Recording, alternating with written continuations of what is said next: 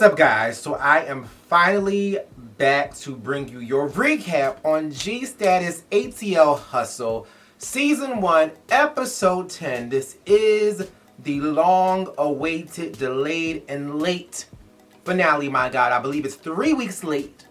And it was also uploaded and promised to have been uploaded by a certain time 3 weeks ago, but then it was promised, I think, a few days ago, or however many days ago, and it was pulled because of copyright issues with music again.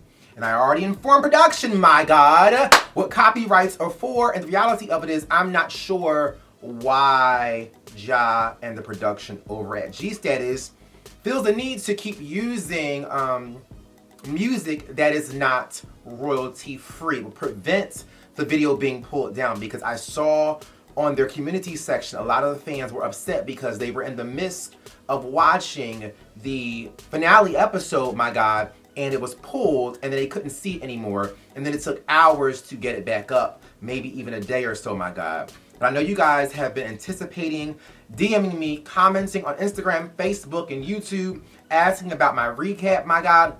The reality of it is I am not going to rush to recap a show that is inconsiderate of the fans and is being posted late. My God. Not only that, we had a holiday last week, which was Thursday. I believe the episode was uploaded either on Thursday or Friday, maybe even Saturday. I'm not even sure, my God, because I can't keep up. But I'm not going to inconvenience myself in how I plan to film because of production and G-Status ATL Hustle not doing things professionally, my God. And you guys know I have a relationship with Ja. I'm connected to them. I support them. I uplift them, encourage them, and give them pointers and critiques, my God. But this is still our church here, which comes first. And I'm going to always do my job here right first, and that is to give fair and unbiased critiques, even if I am connected to a particular brand or party, my God. So that's that. This is why this recap is late.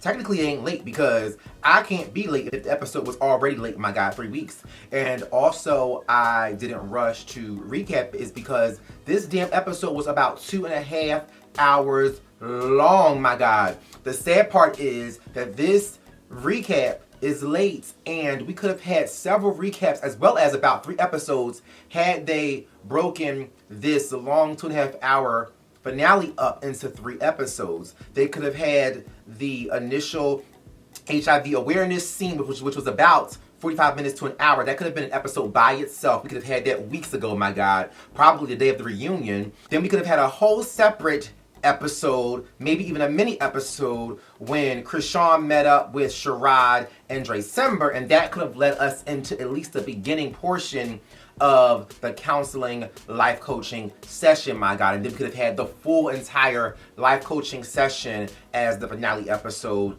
my God. But I am annoyed by this episode being 2.5 hours. I don't have 2.5 hours of my life to give to something, to not one specific thing. So as I've stated, my recap is also late because of not having time, especially with the holidays and Black Friday, and then the emotional state that the holidays put you in when you suffer from anxiety or depression, my God. So all of that, having to deal with all of that, and you guys know I'm moving back to New Jersey from Atlanta, in that process of getting settled in New Jersey, my God, I don't have time to designate 2.5 hours to watch a show. Kudos to y'all, because I noticed that the G-Status finale episode received about 20,000 views in the matter of 24 hours or 2 days, my God. Congratulations, because I'm not sure where all of you guys, my God, got 2.5 hours from to sit in front of your TV or your computer, my God, to watch the entire episode. Like, I had to take breaks. It took me about 3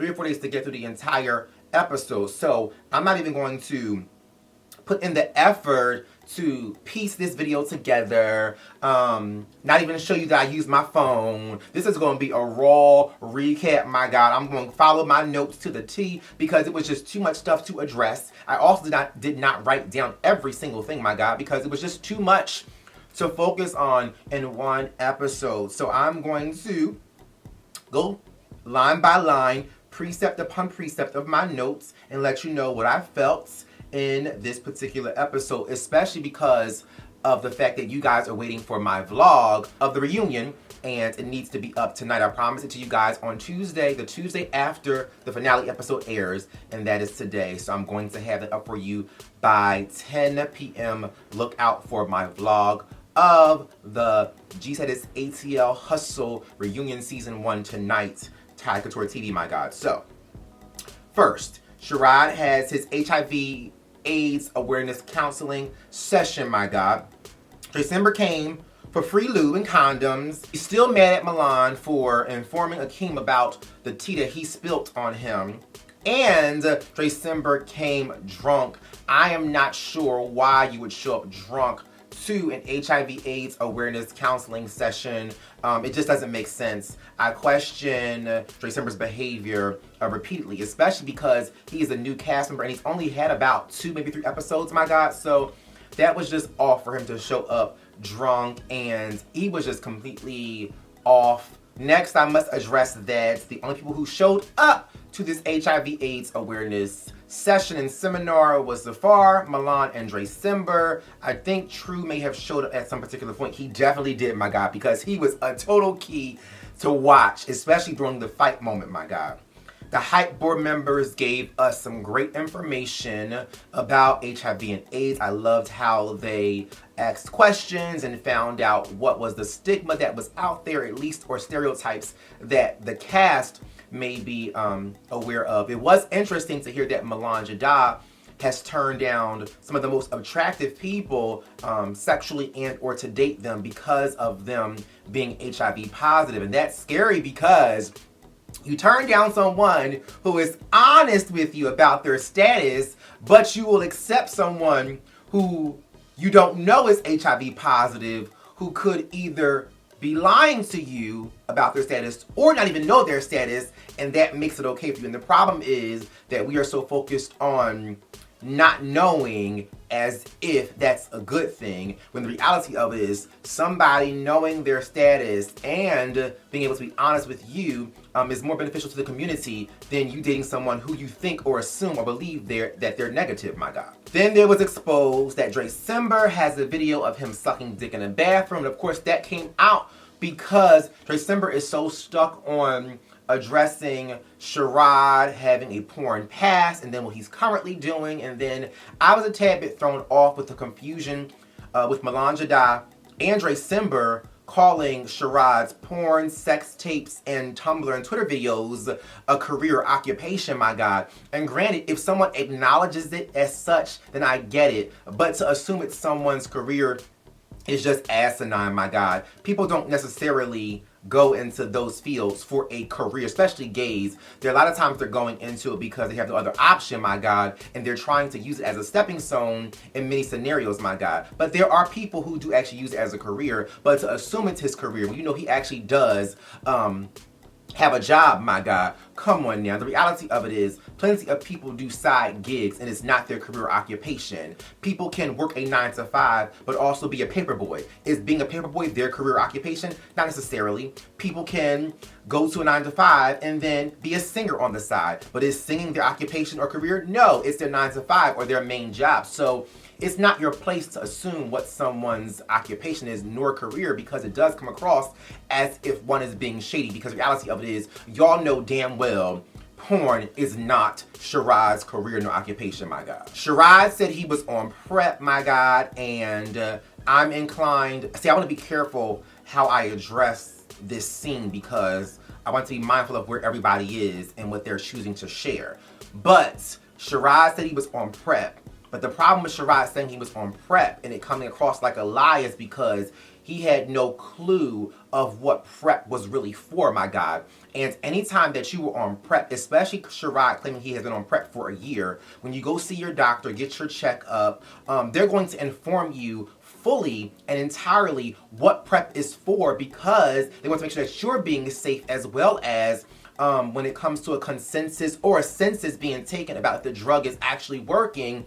They have to make sure that people are fully educated on what it's supposed to do, my God, because then if they're not educating you properly, then it could be causing more damage to the community because of not educating you. So I don't believe that Sherrod is on prep, because there is no way that he would not know that prep only prevents you from contracting HIV, not anything else. And I believe studies that expose that there has been a rise in other STDs being transmitted because people are believing that they can go out and have sex without a condom and be okay because they're on PrEP, my God. So I hate to call Sherrod out on that, but I don't believe he is on PrEP, because to have been on it for a year, you should definitely know what it is, and also to make the decision to go on PrEP, you should be able to educate somebody else and not assume what PrEP is for, my God. And it was interesting because as blonde as Zafar is, he was totally confused about what Sherrod meant, and he even clarified and said, well, wait, I thought PrEP only protected you from contracting HIV. So if Zafar's ass knows what it's for,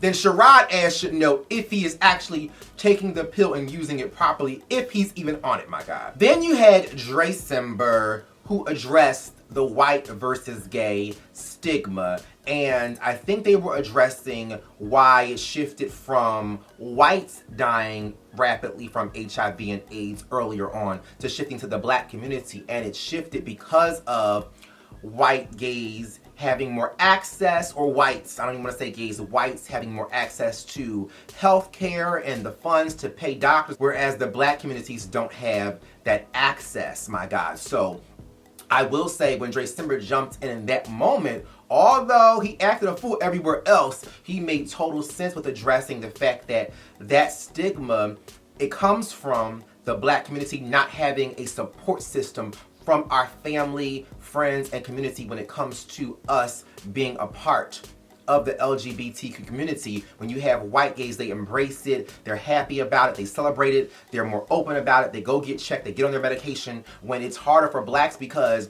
you're already struggling with coming out, you surely can't come out and then say that you're HIV positive and be open and be free with it without being concerned about the stigma and being looked down upon, my God. So I will say, out of all of Dracember's crazy and messiness, he was spot on with addressing that the foundation of the black community and how we don't embrace, support, and love regardless of what we see as gay, feminine, and or masculine, my God. It is that which is what holds us back, and which is why we are the group of people who are contracting the virus the most. Then Dracember shifted and then began to talk about True, I think in his confessional, being a scam artist from what he knows. I'm not sure why that was even relevant in this moment, but he's being messy, of course, my God. It was also addressed that True is supposed to be a total top. I'm not sure if I believe that. I believe that True may be versatile because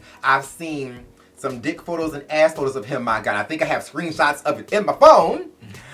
So, I mean, I'm assuming he would be versatile, but I know plenty of tops who love showing off their ass, my God, so that may not be the case. But it was interesting for us to hear that even Melange Da confirmed that True is supposed to be a total top. Then we found out of nowhere that Zafar has an issue with Charlie, and so he doesn't like how he treats others, and he comes across so bourgeois and highfalutin. And I love that Melange Da spoke up and said, I think you're misreading him, because the very thing that Zafar was trying to label Charlie is Melange Da behaves in a similar manner based on how his postures and how he carries himself. Even his leg was crossed in that moment when Zafar spoke up, but Zafar loves him some Melange Da, my God. So I was glad that Melange Da spoke up and tried to check Zafar on that, but we had no clue that he even was concerned or bothered by Charlie. Then we found out that Sherrod actually left and was upset because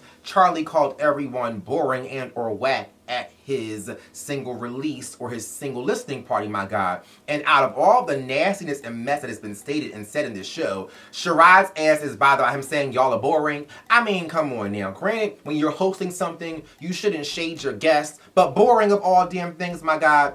Next.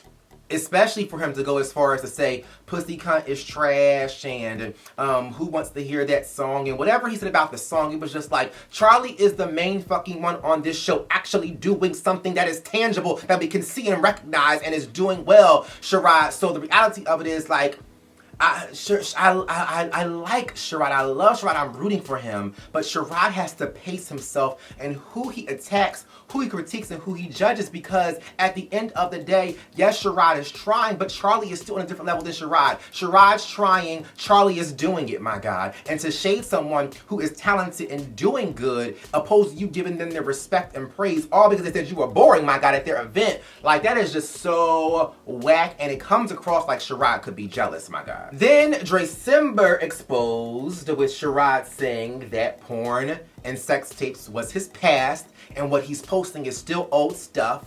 But December, as I've stated, exposed that Sherrod has some new footage of him getting fucked at a cabin trip.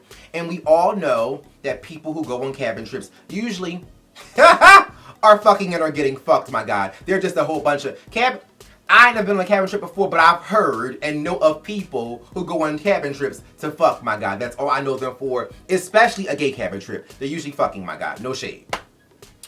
And that's true tea. That's true tea. So it still goes back to, is Sherrod ashamed, and why is he ashamed for just admitting that he wants to still dibble and dabble in porn? And I don't see a problem with it. It does create an easy, quick coin, my God, especially if you have an OnlyFans, my God. Like, that money comes in quickly, especially if you're someone that the people in public desires to see. So make your coin the best way you can. And the reality of it is, Sherrod already has his face down, ass up. Well, December called it face up, ass down in his mix of words, my God. But anyway, Sherrod already has that footage out there, and once it's out there, it's out there. So why not go ahead and make some more money in coins, my God? Because your ass is already out there. There's already video footage of him getting nut all over his face, my God. So if it's out there, don't stop your coin, especially if you're in need of that coin, my God. Finally, True's ass showed up, my God. He was late, but I'm telling you, I am starting to love and like some True Fine. I really wish he would have come and followed through with our interview, because I would have loved to get to know him and who he really is, my God. And then the craziest thing was, December was intentionally and maliciously trying to shade everything about Sherrod and throwing subliminals, which wasn't really a subliminal because everyone knew he was coming for Sherrod. And I don't really understand why, other than to be messy, my God. And Sherrod was trying to hold his peace, but after a while, Sherrod just got upset because of the poking and poking of the bear. And they both stood up, and then when Sherrod knocked the cup out of December's hand, my God, I was just like, oh shit, it's about to go down. And I will say, in that fight, from my opinion, December beats Sherrod's ass. Because if Sherrod was going to go as far, regardless of someone poking you, my God, poking the bear, if you're going to go as far as to knock someone's cup out of their hand, you need to be ready to throw down. And I don't condone fighting, my God. But if you're going to go that far, be ready. So, the reality of it is, because Sherrod was not ready, he got his ass beat, in my opinion, by December. And December went in, and Sherrod could not recover. And it's crazy because there are 2.5 fights in this episode, and I don't understand and see why these people would want to jump in and break it up. I'm never breaking up nobody's fight, because the people who end up breaking up the fight are the ones who get hurt the most, my God. I don't break up fights. That's why you saw my ass leave that Chasing Atlanta reunion, my God, and say, let's go, because I don't do fights, because even when you're not in it, you can end up getting hurt, my God. And the reality of it is that Sherrod's point, and even December's point, was he doesn't even know Sherrod. So why were you putting your mouth on Sherrod and talking about him like a dog, as if you really know what he does and what he goes through and what he's fighting for, my God? And as I said about not jumping in fights, the board members, child, the HIV, AIDS, and awareness board members, they kept their asses seated and was gagging, my God. They were just like, ooh, they were gagging at their fight. But it was so sad to see, especially in that moment when it was a time to educate and to learn something. Then you had True Fine's ass sitting on the sofa with his legs crossed, drinking a bottle of something looking like a Coca-Cola, please, my God. And at some point, for some reason, I believe it was in the confessional, December brought up the drugs in reference to True. And I think he brought it up because he was saying he needs a Xanax, he wants to buy a chill pill or something from True. And my thing is, December, why are you coming for people randomly? I don't think there was ever an issue between True and December. Am I wrong, church? Like, what am I missing here? And then it annoyed me that Sherrod was still trying to go after and fight December, after the fight was broken up, they were separated, he was outside, December was inside. This was supposed to be your event, Sherrod, and you act like a damn fool. And granted, you were poked. But the reality of it is, use your words, my God. Use your words, not your fists, because you're like a fool. And I love that the board member spoke up and said, like, you are perpetuating the negative stereotype of the LGBTQ community, and you're doing it on camera while we're filming. I was just so over it, my God. Then at some point, production came in and addressed the cast. Now, I did critique KL for speaking up and talking to the cast before in a scene. I think it was at Charlie's listening party. I felt like that moment didn't go along with the scene for us, which is why I called it unprofessional. We didn't see what happened for him to really need to address them then. I will say, this moment here, when they jumped in and addressed the cast, it made sense because it went along with the storyline. So no, this moment in itself was not unprofessional because the production jumping in, it made sense for the viewers. But it does become unprofessional when you're addressing the cast and checking them like you did in a previous episode, when people have no clue why the production is even being seen and or addressing the cast. We did not need to see him encouraging the cast to do their job properly. We need to see you when you're addressing issues like HIV and AIDS or the fighting or something significant, but it's no point to see you to tell your cast to do their job. That could have been done behind the scenes. So that's why I called that unprofessional in the past. But this moment was spot on for production to come in, check the cast, especially because the objective of this moment was to educate the public as well as the cast, my God. Then I think when everything cooled down and Sherrod came back in, Sherrod mentioned that December was acting like a stereotype, but Sherrod's, your reaction was just as stereotypical like one of these messy gays out there. Then you had Krishan meeting up with December to address what happened at the HIV and AIDS awareness situation. And here you have December once again spilling tea and being messy. And then he gets upset when people have something to say about him or check him, or he actually gets upset when people actually spread what he said. But you were spreading it first, December, so I was annoyed by that. December was spreading the fact that the whole issue derived because of Sherrod's profession. And here we are seeing December be messy again and still telling someone else unnecessarily about Sherrod's porn past. And granted, we all do that. We all share stuff with our friends. But you can always tell that December is doing it to be messy, but then doesn't want to own the fact that he's doing it to be messy, my God. And by the way, that waitress at Escobar, she was beautiful. She was a gorgeous chocolate waitress. She was everything, my God. Although it was a fake scene because she brought out water when there was already water out there, and then she never bring out no food, but she was beautiful as hell. She was a gorgeous waitress, gorgeous. We found out that Krishan apparently has a crush on Sherrod from the whole speed dating thing. He says Sherrod makes his dick jump. That's interesting to hear. I will say that Krishan really is a cute guy. I didn't pay attention to it before because he was kind of boring and weird the first episode, but he actually is a really, really cute guy. And they keep referencing the speed dating in different situations, but we never actually saw the real footage from speed dating, my God. I saw some clips, I think, in this episode, but we never actually saw the full-on scene of this speed dating event, which seems to have created a lot of the issues that are being addressed currently. Then you had Krishan's ass show Sherrod the porn, and the funny thing is, originally Krishan tried to act turned off by December mentioning the cabin trip porn to him, but when his boo Sherrod showed up, his crush, he wanted to show Sherrod the cabin trip video and what he was doing as if Sherrod wasn't there doing it. So that said to me that Krishan wasn't really bothered by it. He was actually turned on by it because there was no need for Krishan to have to pull up Sherrod's cabin trip porn scene and show him that because he was already there. He did it. He sucked the dick. He did. He rolled the dick. It was Sherrod. He knows.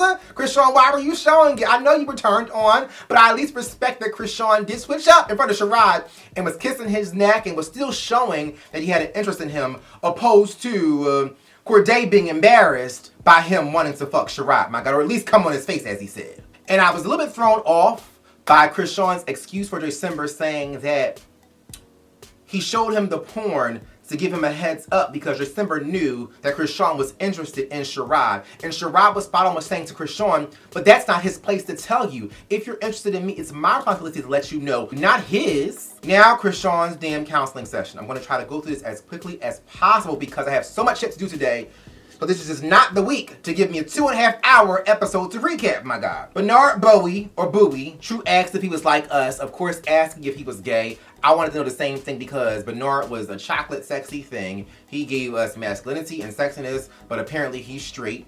It was mentioned by Krishan that he's supposed to be a life coach. But my thing is, if you wanted real counseling, why would you not seek after a licensed therapist, not a life coach? Because y'all know life coach don't sit well with me anymore, my God. Don't trust them, my God. I don't trust them at all. But a licensed therapist, yes, I'll go for that. So it threw me off because he was introduced as a life coach. But then Bernard Bowie, I think it is, said he actually went to school for psychology. So I would think he would have been introduced as a therapist if he is one. So I'm confused on what he really is because he said psychiatry and I think he said business, so I don't know, but they should have had a licensed therapist in my opinion and not a life coach. Then you had everyone talking about December and there was a counseling intervention session concerning December without December, which threw me off, my God. I feel like as a licensed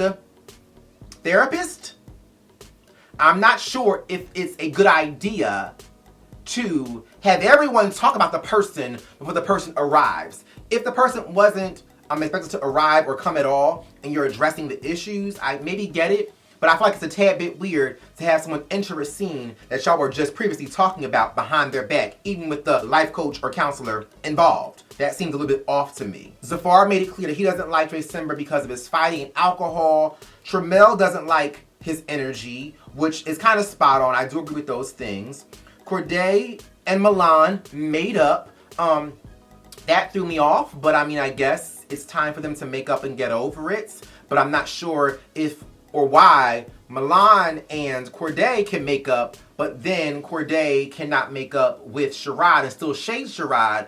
But his issue was with the fact that Sherrod his original issue was the fact that Sherrod was defending Milan Jadot.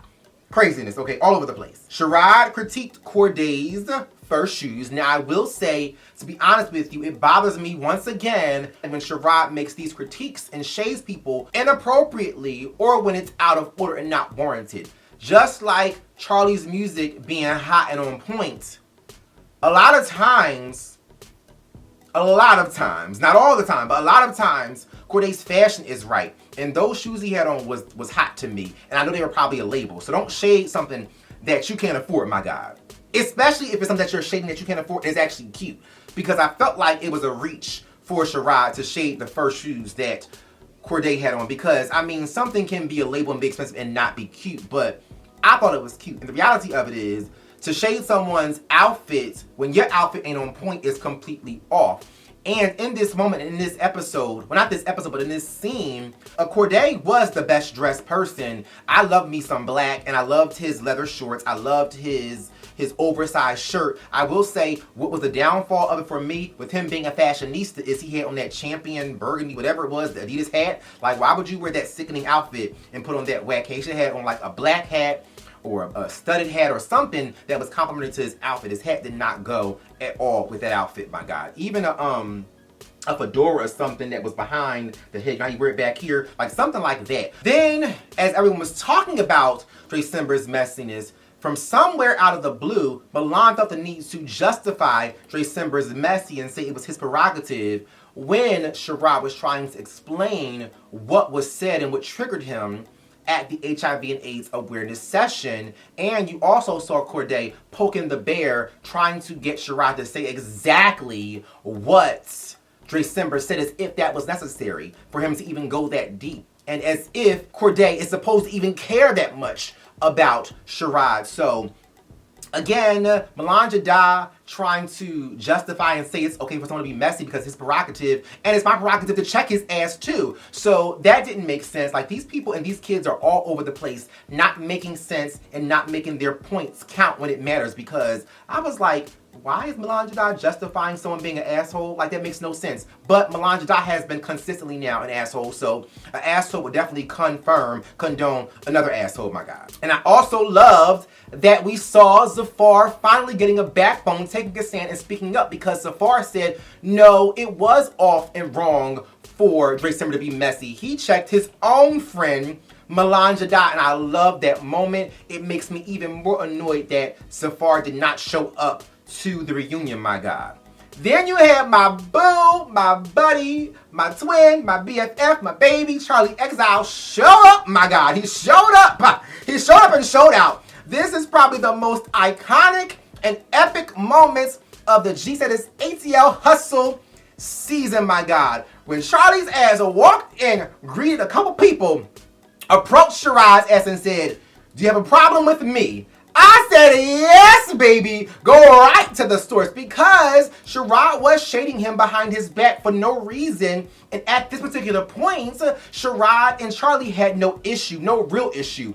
So I love that Charlie shut it all the way down, because that's some shit I would do. I don't like to fight at all. I'm not a fighter. But if you're going to talk about me, I will come to your face and ask you, is there a problem, my God? And I can't wait for you guys to see the vlog, because I did approach somebody and said, do we have a problem or don't we, my God? I can't wait for you guys to see that. So it was so funny to see that Charlie did the same thing that I did to someone at the reunion without me even knowing he did it to Sherrod. So that was an epic and iconic moment in reality webisode YouTube history. I cannot wait to be able to snatch that clip and make it a GIF for me to post on my Instagram, my God, because Charlie, baby, you slayed in that moment, because to hear someone shading your music, especially when your music is good.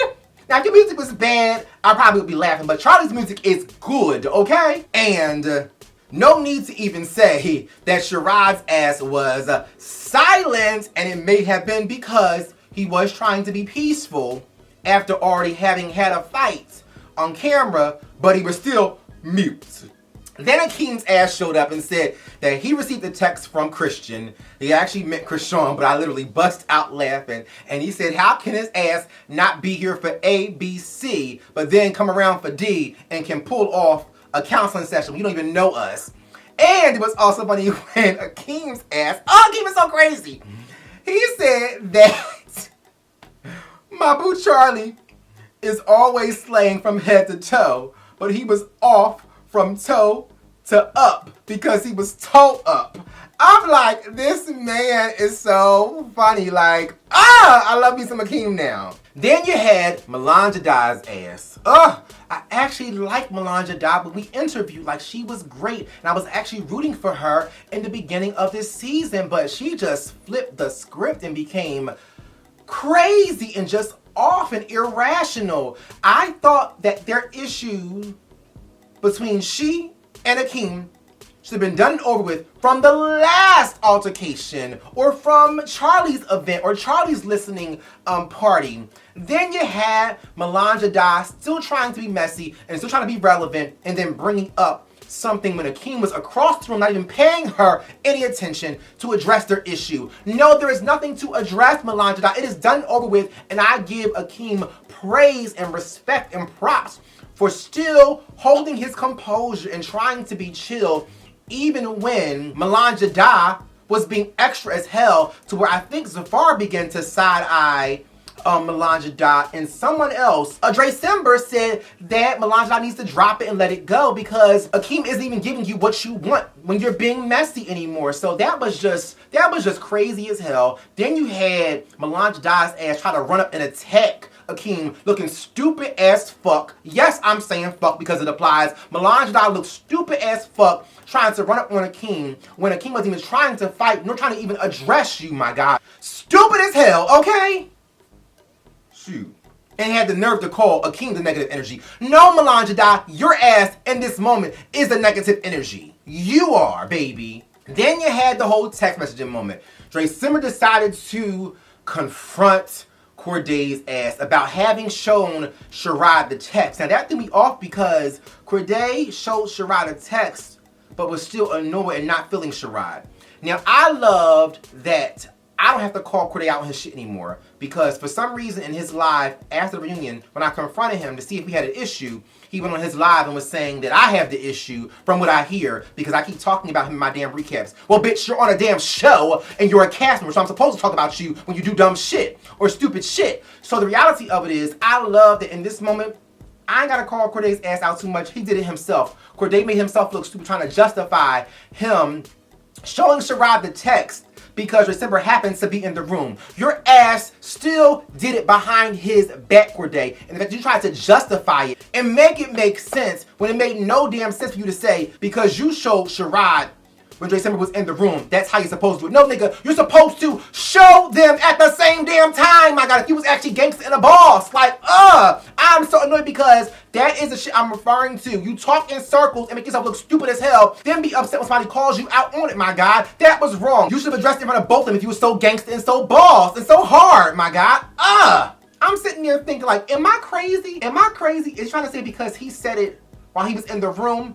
That was still behind the boy's back, stupido. Because if that was the case, December would have addressed it then and there and not here at this counseling session because he had no clue that you did that. So you didn't do it in front of him, stupid. Then that whole moment with December and Corday going back and forth where they were going to fight. I do believe that December probably would whoop Corday's ass.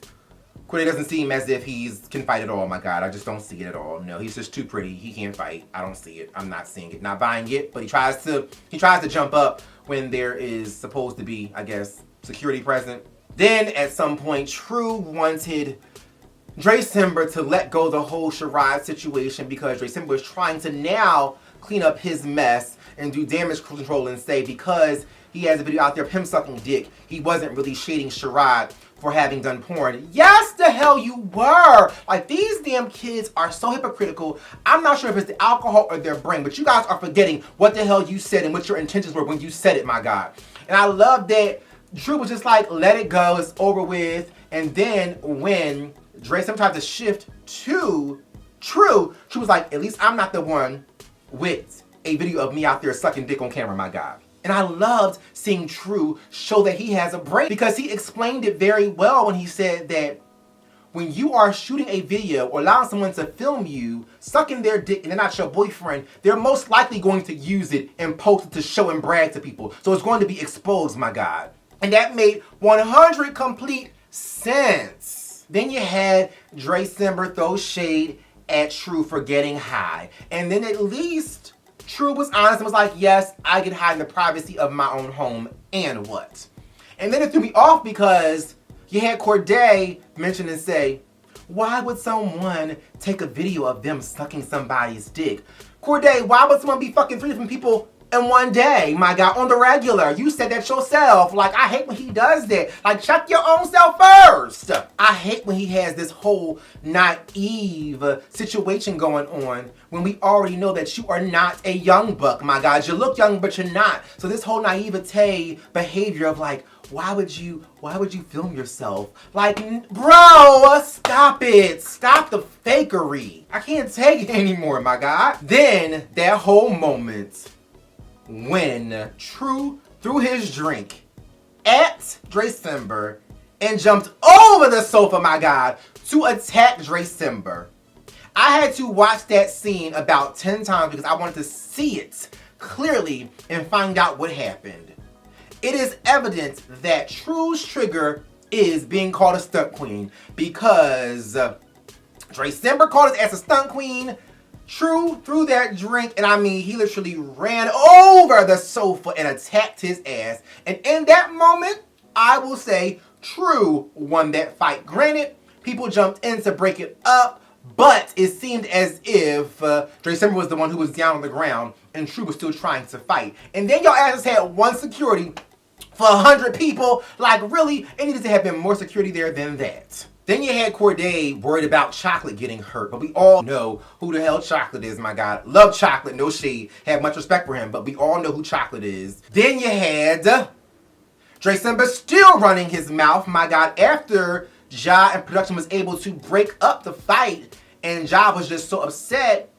True went in again to attack December because December called him a stunt queen again. Like, oh my gosh. And then you had KL and Melange die getting beat up accidentally by True because they were trying to break it up. And this is why I said earlier, I don't break up fights, my God. If y'all ask me to fight, go on ahead. I'll call the police. Or either I'll exit the building because I'm not getting hurt. I'm just not going to do it. Not to help y'all stop fighting. No, y'all go ahead and fight. Deuces, okay? Then we did hear Josh say it's over. He was yelling and upset and going off because his objective was for them to reconcile and fix it so they could have the Miami trip.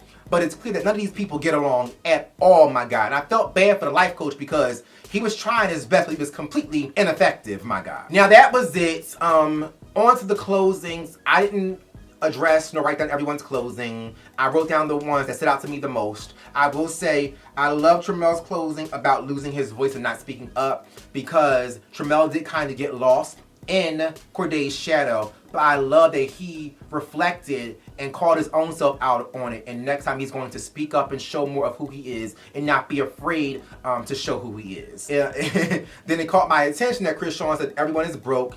He does not want to be around these people at all. I feel like that was unnecessary shade because at this point Krishan is pretty much the irrelevant one in the group. And lastly, we found out it was great to see that Akeem was getting some rewards, some roses, some props. He's going to be the first gentleman of the Gay Atlanta management, whatever it is he has going on. He's going to be the first gentleman of that. They already have a first lady, and he's also going to be the producer of G-Status ATL Hustle Season 2. So congratulations to you, Akeem, for all your efforts and your endeavors and all you bring to the TV, and also you being able to own your shit, my God.